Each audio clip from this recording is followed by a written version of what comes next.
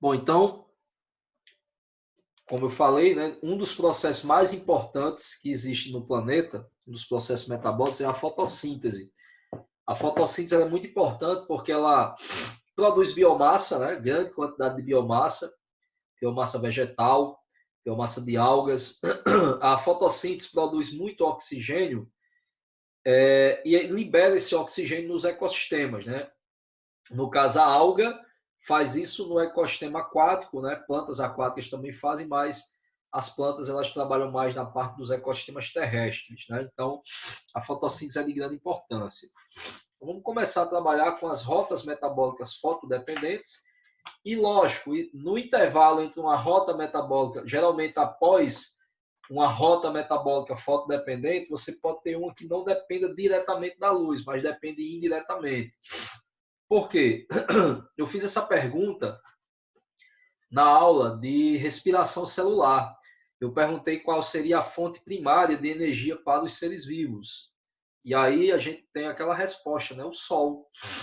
Por mais que eu, como ser vivo, eu não me utilize diretamente da luz solar, eu me utilizo indiretamente dela, porque a biomassa que eu consumo, o carboidrato que eu consumo, ele geralmente é produzido por meio de um processo fotossintético. Outra coisa, a fotossíntese produz carboidrato, não especificamente glicose. No entanto, dada a quantidade, né, dada a quantidade de transportadores de glicose que existem nas células, nos diferentes tipos de células, a glicose é muito bem captada pela célula. E, desse modo, é uma molécula de fácil metabolização. Por isso que é muito comum a gente olhar para a equação da fotossíntese e visualizar lá a glicose como um produto. Mas, em verdade, vou logo começar falando disso. Em verdade, a fotossíntese não produz glicose, ela produz gliceraldeído, que é um carboidrato também de 3 carbonos. Duas moléculas de gliceraldeído são fundidas para formar uma molécula de frutose. Então, a frutose ela é produzida antes da glicose. Depois dessa frutose, ela vai ser convertida em glicose e aí sim eu tenho glicose. Então, na verdade, a fotossíntese não produz glicose, produz carboidratos.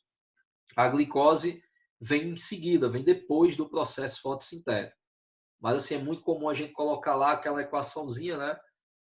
E a fórmula molecular C6H12O6, que é fazendo menção à formação de glicose. Vamos lá, gente. Então, para começar a entendermos a fotossíntese, vamos falar aqui do que é, né? Qual é a sua definição, mas daqui a pouco eu falo algo importante para a gente comparar. Vamos lá. A fotossíntese é um processo endoenergético, ou seja, precisa de energia para acontecer, né? Se o processo é endoenergético, se a energia entra no sistema, é porque esses reagentes aqui não estão com muita bola, né, gente? Os reagentes aí não estão tão fracos. Se eu preciso de energia para ativar os reagentes, preciso de muita energia de ativação, meu processo é endoenergético. Então, a entalpia dos reagentes é menor do que a entalpia final, que é a entalpia dos produtos, né? Então, a entalpia final sendo maior que a inicial, o meu ΔH é maior que zero. E quando eu tenho um ΔH maior que zero, o processo é endoenergético, beleza? O ΔH, nesse caso, a entalpia final menos entalpia inicial, maior que zero no caso, né? Então o processo é endoenergético. Eu vou precisar de muita energia de ativação. Quando o ΔH ele acaba sendo menor que zero, quando, por exemplo, a entalpia inicial é maior do que a final, vai dar um resultado negativo, ΔH menor que zero, processo exoenergético, vou liberar muita energia. Então, a fotossíntese é um processo endoenergético, onde ocorre a síntese de moléculas orgânicas, não de glicose, a partir do dióxido de carbono e, geralmente, da água, utilizando a luz como fonte de energia. Nós temos aqui a equação que representa o processo fotossintético. Vejam bem, a equação química pode ser a representação de uma reação química, ou de um processo químico, que nesse caso é bioquímico. Essa equação da fotossíntese, ela não é uma reação, porque dentro do processo fotossintético eu tenho várias reações químicas acontecendo. Logo, esta equação que está em tela, ela é uma representação de um processo metabólico, né? Que é a fotossíntese. A fotossíntese é um processo grande com muitas reações. É muito maior que uma reação só. Porque é muito comum a gente ver, olha, a reação da fotossíntese, é a equação, né? Isso aí é uma equação que resume o processo. Não resume nenhuma reação só. São várias. Todos os organismos fotossintetizantes são autotróficos, mas nem todos os autotróficos são fotossintetizantes. Por que isso? Porque existem também, gente, aqueles organismos que são quimiosintetizantes, né? E aí a gente vai falar deles também. Depois que a gente vê fotossíntese, a gente vai falar um pouquinho sobre fotorrespiração, metabolismos especiais em plantas, né? Metabolismo C4, metabolismo CAM. E, posteriormente, a gente vai falar um pouquinho de quimiossíntese. Mas antes de começar, eu queria que vocês entendessem o seguinte. Deixa eu mostrar uma coisa aqui a vocês, um slide.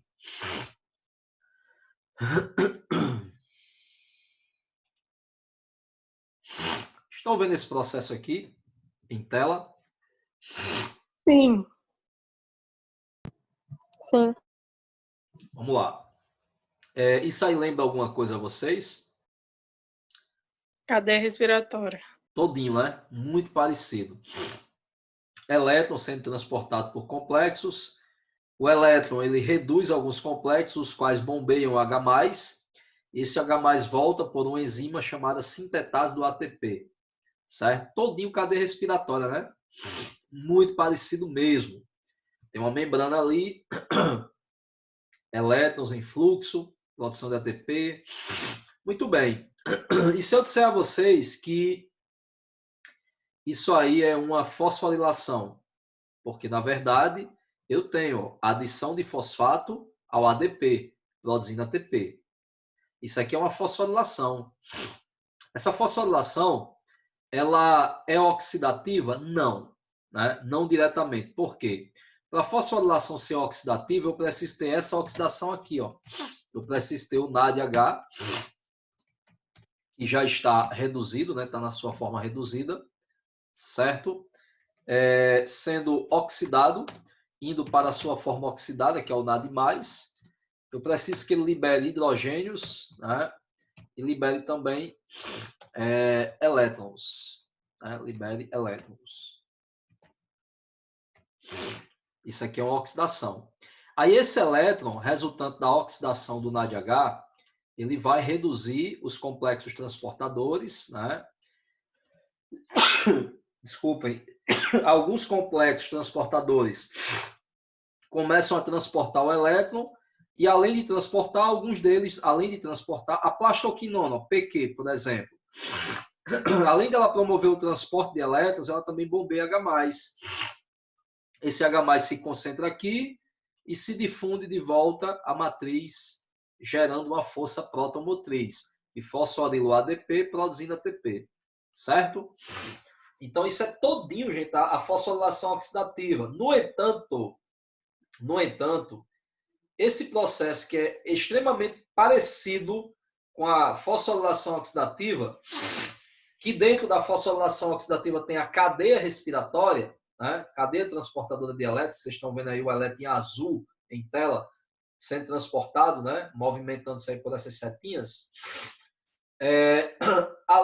Isso acontece, mas não acontece por uma oxidação, acontece com ela, com a... Cadê? Com a luz. Com a luz. Então, quem libera esse elétron não é a oxidação de um composto, não, gente. É a luz. Imagine, por exemplo, que você tem esse pincel verde aqui, certo? Esta tampa desse pincel representa um elétron. E aí, o que acontece? Esse elétron está dentro de uma molécula que eu vou chamar de clorofila. Quando a luz ela incide aqui, Quando a luz ela bate aqui, né, um fóton bate aqui, o que que acontece? Excita-se esse elétron e esse elétron salta. E esse elétron vai saltando, saltando, saltando e desencadeando todo esse processo. Tudo bem? Só que vocês percebem que essa molécula de clorofila ela está sem o elétron, perdeu a tampa, perdeu o elétron. Do jeito que ela está aqui, ela vai ser excitada do jeito que ela está aqui. Se eu colocar um novo feixe de luz aqui, um novo fóton, luz, luz, e nada da clorofila se excitar, né? E aí? O que eu preciso fazer? Eu preciso pegar, por exemplo, uma outra substância, uma molécula de água, por exemplo, quebrar essa molécula de água com a ajuda da luz. A luz vai quebrar essa molécula de água. E depois que eu quebro essa molécula de água, eu libero um elétron. E para onde esse elétron vai? Para a coitada da clorofila, ó, que perdeu o seu elétron. Gente, duas coisas importantes eu mostrei aí nessa analogia. Para que ocorra a fotossíntese, eu preciso de pigmentos, substâncias fotoexcitáveis. Substâncias que precisam ser excitadas pela luz, né? E outra coisa importante é a água. A água é a substância doadora de elétrons durante o processo fotossintético. Porque quando um pigmento, como a clorofila, perde seu elétron, ela precisa repor esse elétron. E quem repõe é a molécula de água, quando esta molécula de água é quebrada pela luz. A água também é quebrada pela luz. Beleza? E outra coisa, né? Nesse esqueminha aí, vocês estão vendo que tem algo muito parecido com o que acontece lá na respiração aeróbica, que é a produção de ATP. Qual é o objetivo da respiração aeróbica que a gente estudou há pouco? Produzir ATP. Na fotossíntese, eu tenho produção de ATP? Na fotossíntese. Esse processo que vocês estão vendo na tela é um processo que faz parte da fotossíntese.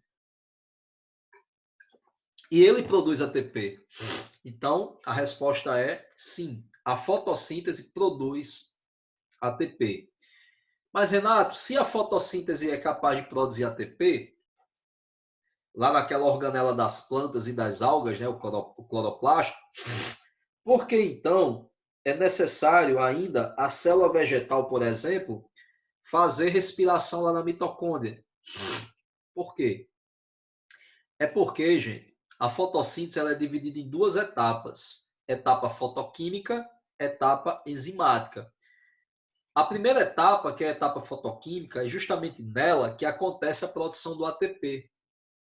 E um detalhe, todo esse ATP produzido na primeira etapa será consumido na segunda etapa da fotossíntese. Beleza? Então, assim, nem só de fotossíntese vive a planta. A planta precisa fazer proteína, precisa copiar material genético, né, replicar. Então, ela precisa de energia, de ATP para muita coisa. E como eu falei, conforme eu disse, todo o ATP produzido na primeira etapa da fotossíntese é consumido na segunda. Então, isso obriga a planta, a célula vegetal, a produzir ATP de outras formas. Tudo bem? Então, assim, qual o nome que eu posso dar a esse processo aqui? Considerando que nele eu tenho uma adição de fosfato, ou seja, eu tenho uma fosforilação, e nele eu tenho luz. Qual o nome desse processo? Isso aqui, gente, a gente vai chamar de fotofosforilação. Foto, luz, fosforilação, adição de fosfato. Então, a gente tem um processo aqui chamado, um processo não, uma etapa, uma via metabólica chamada fotofosforilação, que é ligeiramente diferente, é parecida, mas é ligeiramente diferente da fosforilação oxidativa. Então, tudo aquilo que a gente estudou em cadeia respiratória vai fazer muito sentido, né? Quando a gente for estudar essa via aí que é a fosforilação, a fotofosforilação. Tudo aquilo que a gente viu em fosforilação oxidativa vai ser muito útil aqui. Ok? Outra coisa, membranas, né? Tem que ter membrana.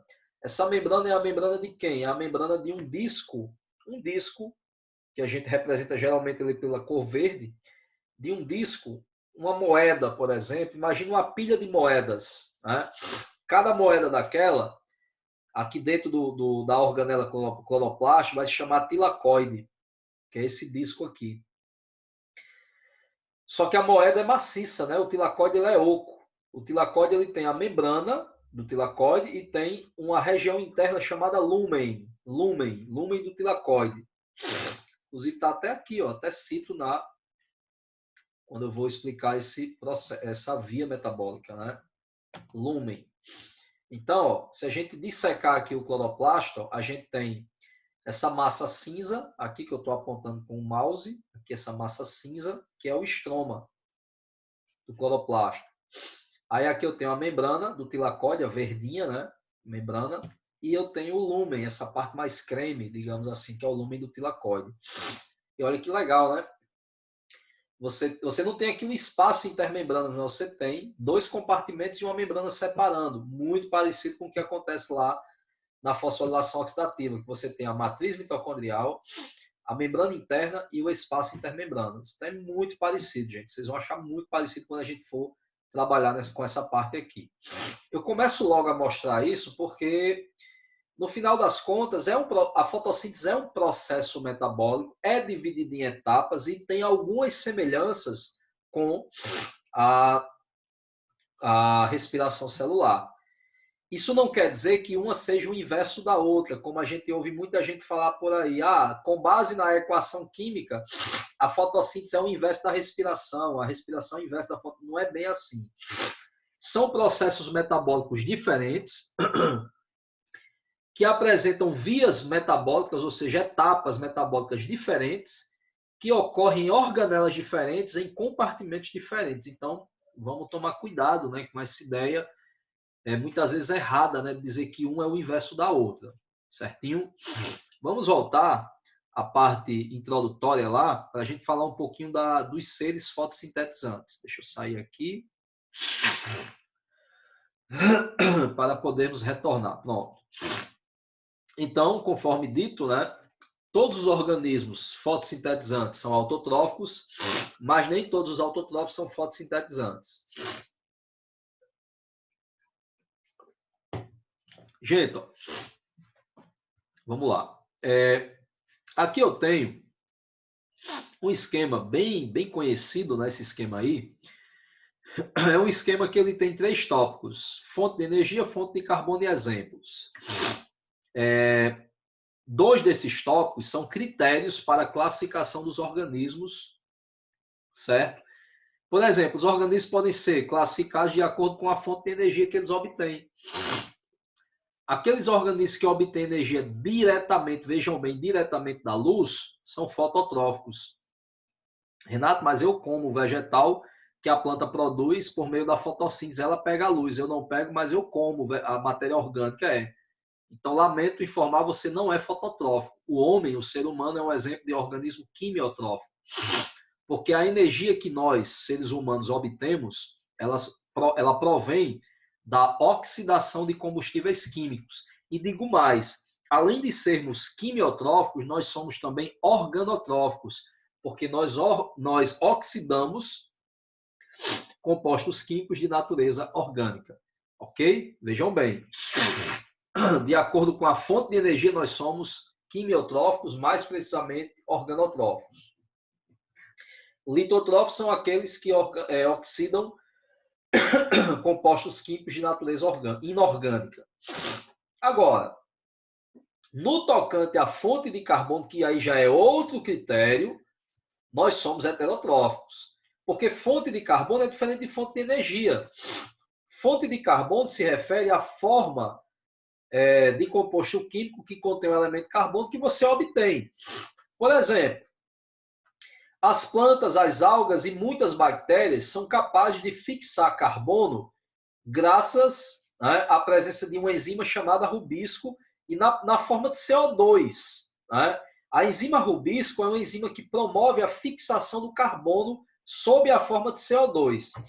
Renato, mas eu também não como carbono, composto de carbono você come glicose, você ingere proteína que tem aminoácido, que também tem carbono, lipídios, né, que tem ácido graxo, que também tem carbono, mas você não obtém direto esse carbono do CO2.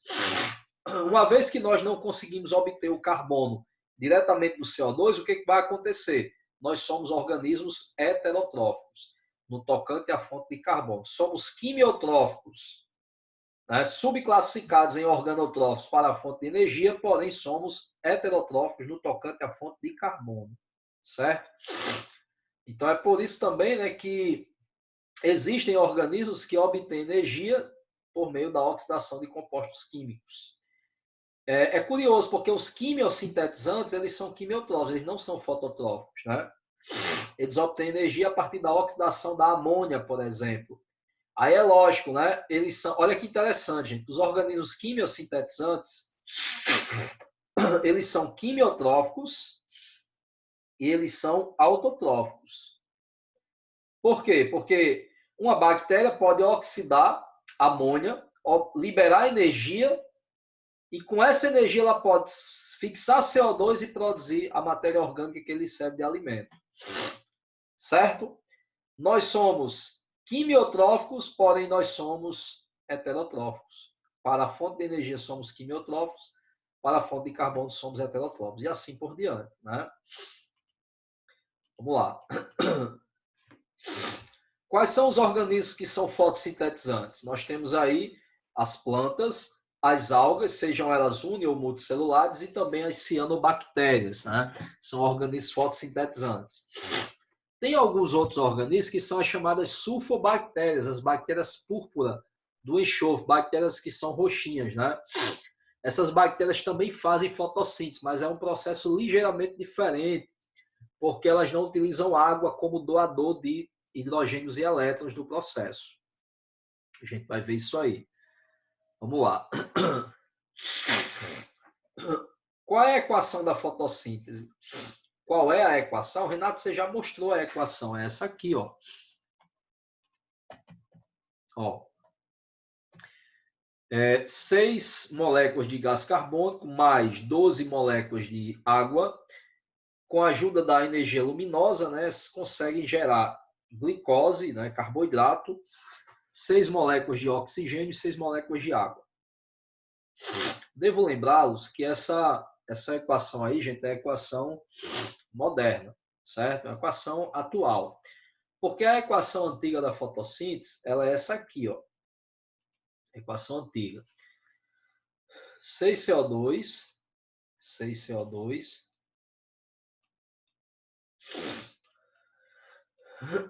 mais 6 moléculas de água, 6CO2 mais 6 moléculas de água, com a ajuda da luz, vão gerar o quê?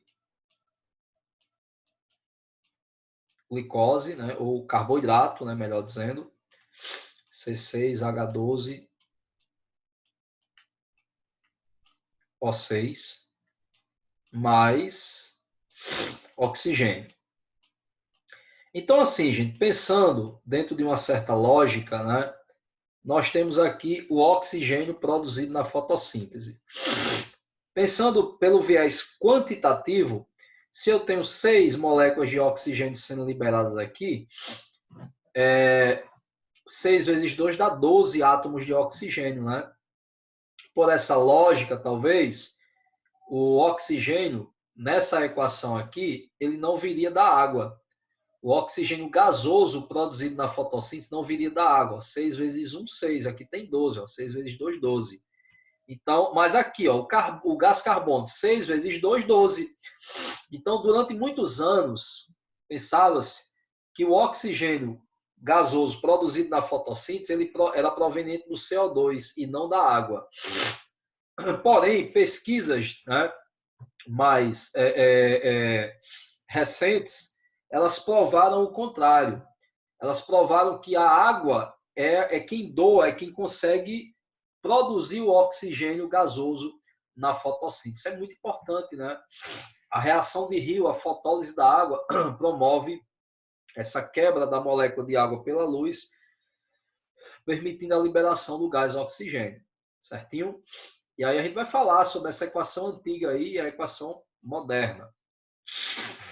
Então, como é que foi que os caras descobriram isso, né? Vamos lá. Eles trabalharam com o isótopo radioativo de oxigênio, oxigênio radioativo.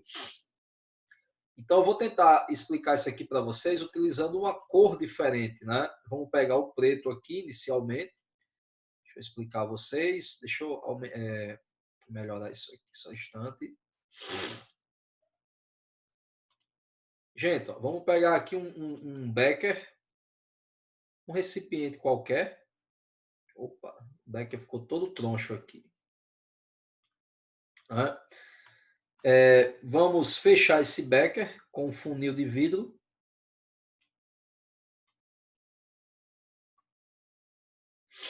Vamos colocar aqui um tubo. Esse tubo ele tem uma finalidade, gente. Esse tubo aqui que eu estou colocando aqui em cima é coletar os gases. Eu posso fazer isso também com uma saída aqui, né? Uma saída lateral para coletar os gases. Uma rolha. Bem tranquilo isso aí, essa montagem do experimento. Aí eu vou colocar aqui água. Tem que ter água, né? Para ocorrer a fotossíntese. Vou submeter esse espaço aqui a um ambiente iluminado. Então eu vou ter luz incidindo aqui. Certo? Luz. E aqui dentro, gente, eu vou colocar uma alga chamada clorela. Né? Tá aqui, ó, alga clorela. Eu vou colocar aqui a alga. A alga, ela já tem luz, já tem água. Tá faltando quem? CO2, né? Então aqui dentro tem gás carbônico, tem CO2. Os caras queriam provar que o oxigênio gasoso produzido na fotossíntese vinha da água e não do CO2. É o que eles fizeram. Dentro desse recipiente tem que ter água para ter fotossíntese também. Então, o que eles fizeram? Eles utilizaram o oxigênio radioativo. Chamam de oxigênio pesado.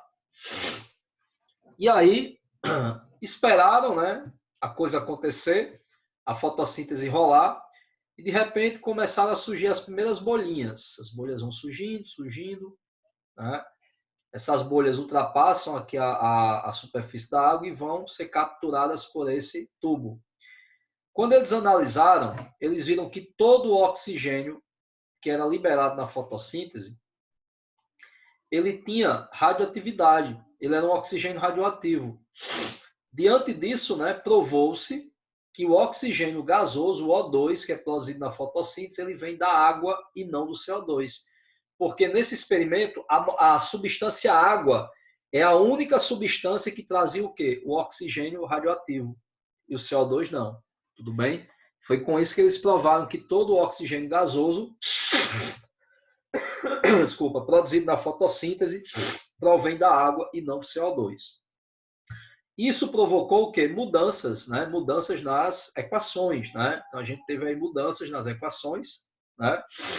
Aqui temos a equação completa, eu falei moderna há pouco, mas é completa.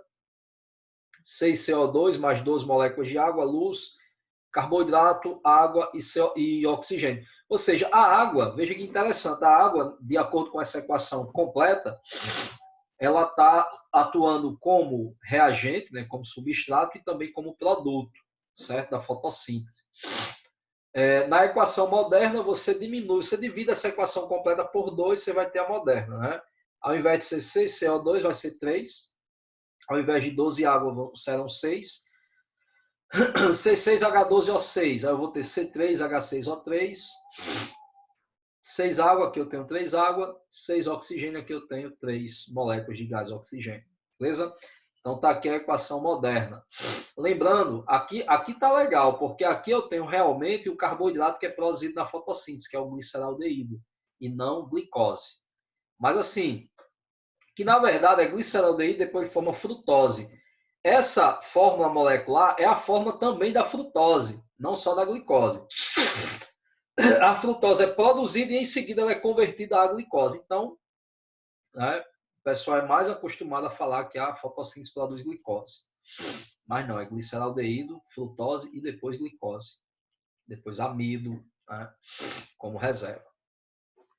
A fotossíntese é um processo que depende de luz. Né? E aí, o que é a luz? A luz é uma radiação eletromagnética capaz de se propagar em ondas. Essas ondas, né, elas são digamos, ondas eletromagnéticas, e dessa forma a luz ela consegue incidir sobre os corpos na forma de fótons, que são pacotes de energia. Porque a onda, na verdade, a luz é uma radiação eletromagnética, então é um tipo de energia, né? Essa radiação tem energia. Tem radiações que têm mais energia que outras, né? A radiação ultravioleta tem muita energia, a radiação gama, raio-x tem muita energia. Essa energia, curiosamente, ela está diretamente ligada ao comprimento da onda. Então, você tem a propagação da radiação eletromagnética em ondas.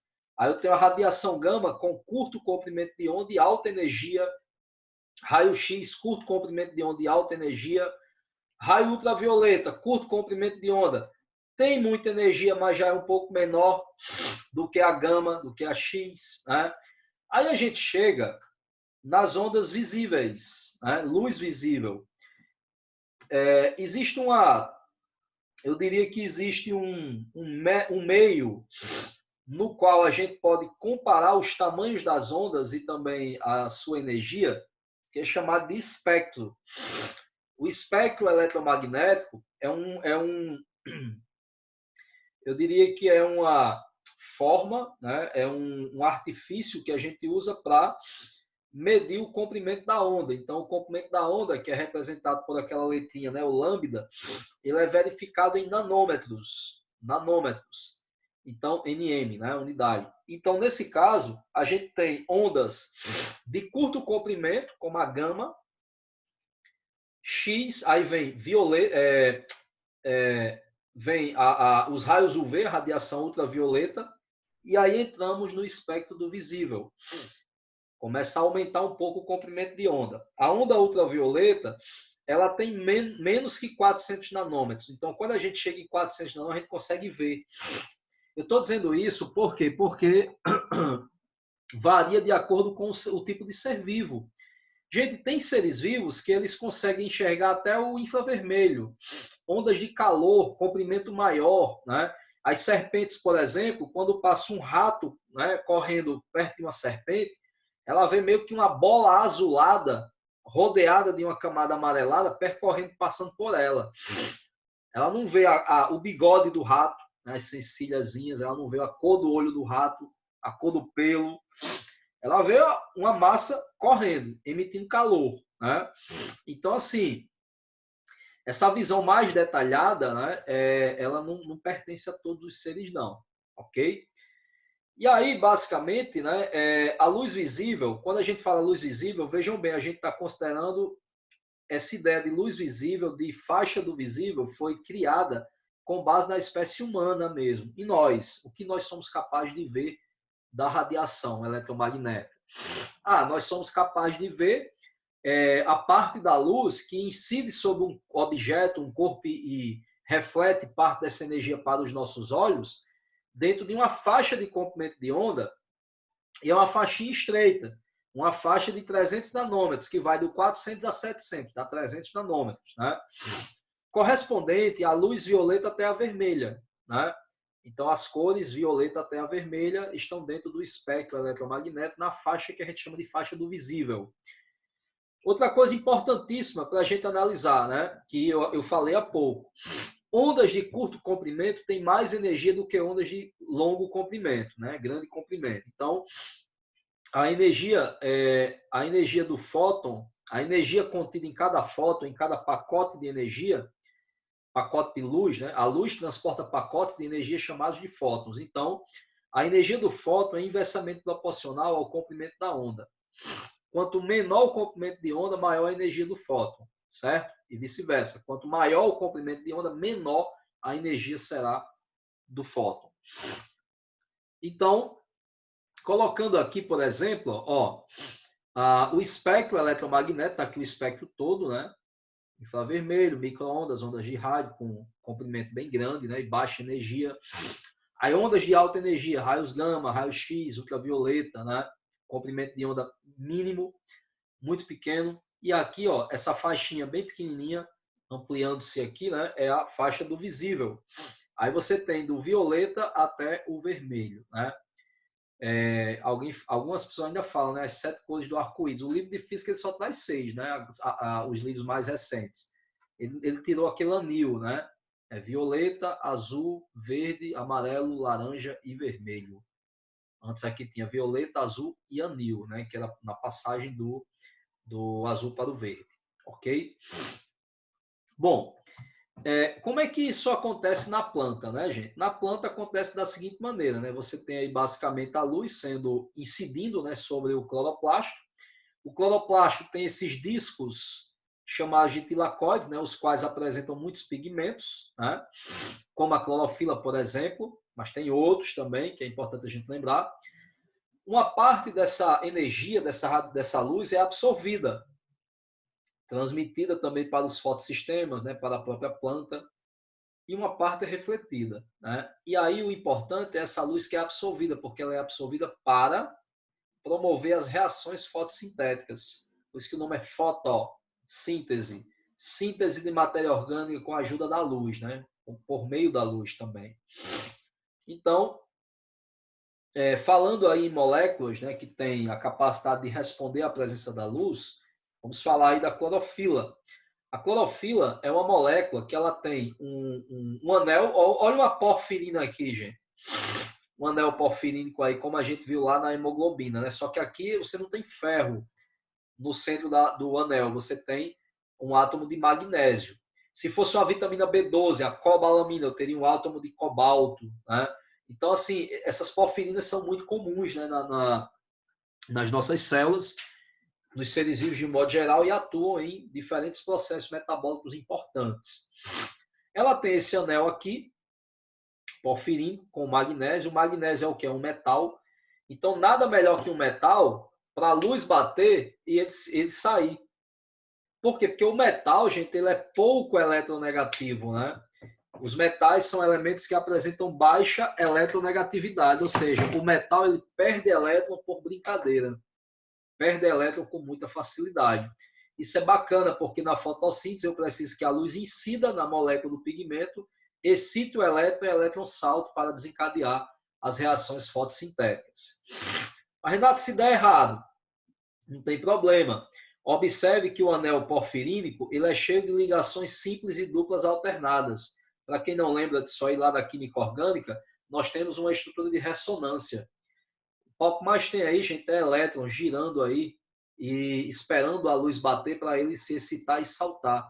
Então, é uma molécula muito benéfica, né? Muito convidativa ao processo de ativação por luz, né?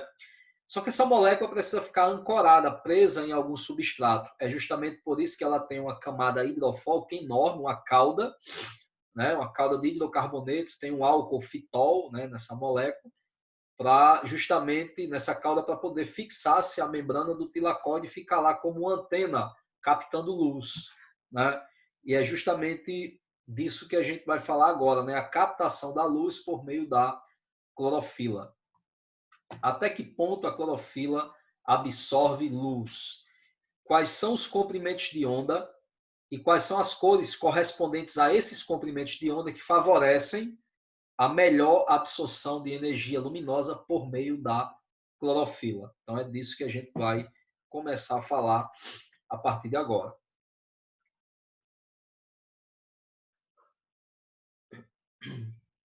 Gente, tem 30 segundos aí, viu? Eu vou encerrar e a gente